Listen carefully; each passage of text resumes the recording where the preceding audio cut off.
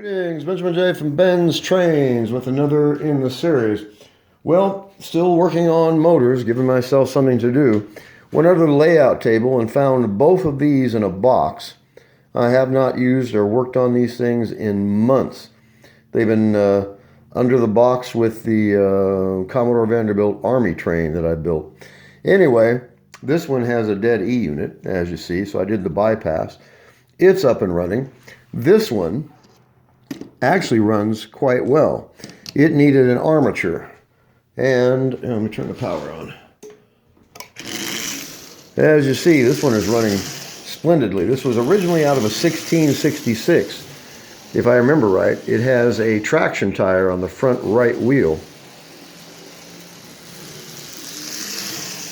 And it didn't run, and obviously I just stuck it in the box to work on it sometime. Never got around to it. Anyway, it needed an armature, so I stuck an armature in it. And as you see, it is up and running. Put new brushes in it. Well, that being a relative term, put used brushes in it. And this is actually running quite well. So it's got 490 push rods on it, but those are the only push rods I have now. I am out of everything else. And I'm dangerously low on parts of any kind now. Anyway, put a new armature in this one. It's up and running. This is actually in really decent condition, as you see. This one, on the other hand, was trashed. Now, the coil was open in the E unit, so it never ran at all. And it runs forward only, but as you see, it actually runs quite well. So did the bypass on it, and basically just giving myself something to do right now. Anyway, found a bunch of parts that I had forgotten about. These have been under the layout table for months. I mean, months and months and months. Anyway, they were in the box under the Commodore Vanderbilt Army train. And I was poking around under there to start cleaning it out. And I came across both of these motors, so I figured no time like the present to work on them. And this one is actually in fairly decent condition. The armature was bad in it. And when you get a bad armature, it'll run about, I don't know, perhaps a quarter turn, and then stops. You turn the wheels, turn on the power, it'll run a quarter turn and stop. So if you encounter that, it's almost always an open coil on the armature. Anyway, I've got, I don't know, 4 or 5 armatures. No problem with armatures, that's for sure. It's just the other parts I need, especially push rods, screws, and wheels. I've got a bottle full of, a plastic bottle full of wheel bearings, but I am virtually out of everything else. The last 4 or 5 motors I bought, I repaired them, so I buy them for parts. If I can get them running, I do not tear them apart, which is probably why this one was under there. As you see, it actually runs quite well.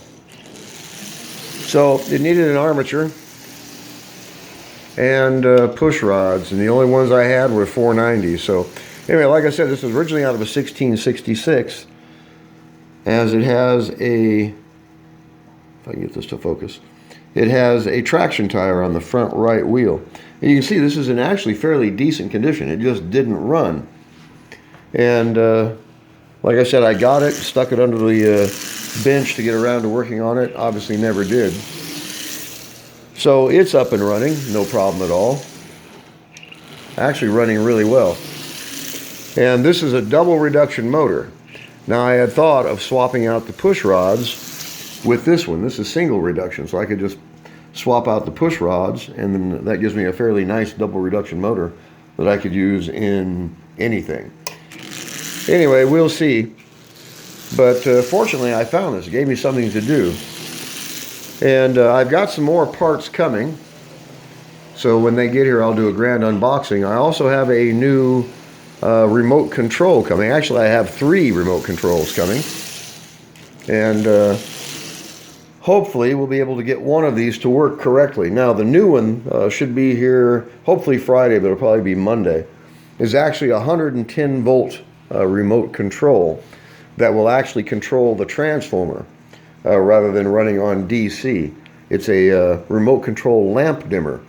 And so you plug it into the wall, you plug the transformer into it, and then you can vary the input going to the transformer, which of course will vary the output coming from the transformer. And it's exponentially more expensive, 25 bucks.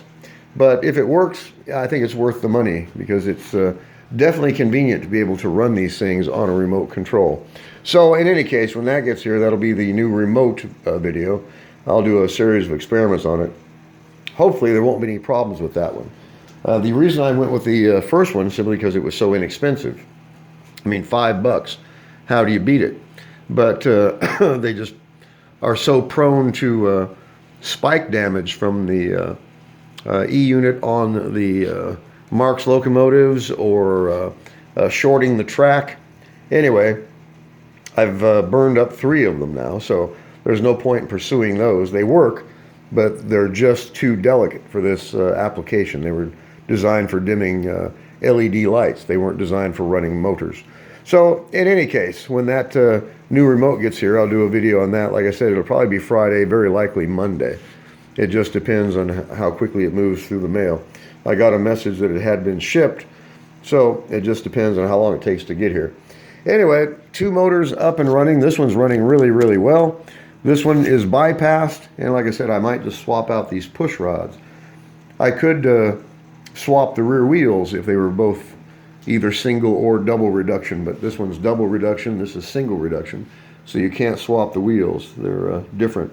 But I could swap the push rods, and I might. It'll give me something to do, and it'll give me one nice motor. As you see, this one is actually in really decent shape. Runs forward and reverse. It just needed an armature. And push rods, of course. So obviously I snagged the push rods off of it for something else. But in any case, it's up and running. So one good motor there. This one is up and running. Bypassed the E-unit on it.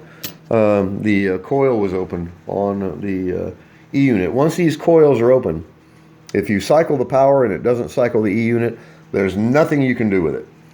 You can tear the motor apart and replace the E-unit, but that's it. You cannot repair them unless you want to completely disassemble this and rewrap that coil.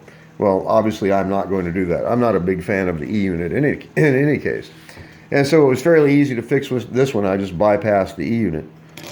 And it's up and running. So I've got 2 new motors, that being a relative term. So it gave me something to do. That one needed an armature and push rods. This one had an open E-unit coil. Like I said, once that coil is open, it doesn't respond to power. There's nothing you can do with it.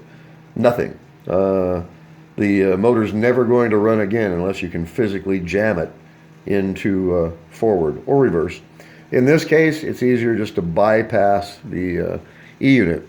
And again, to bypass the E-unit, you run power to this side of the coil, run this side of the coil to the brushes.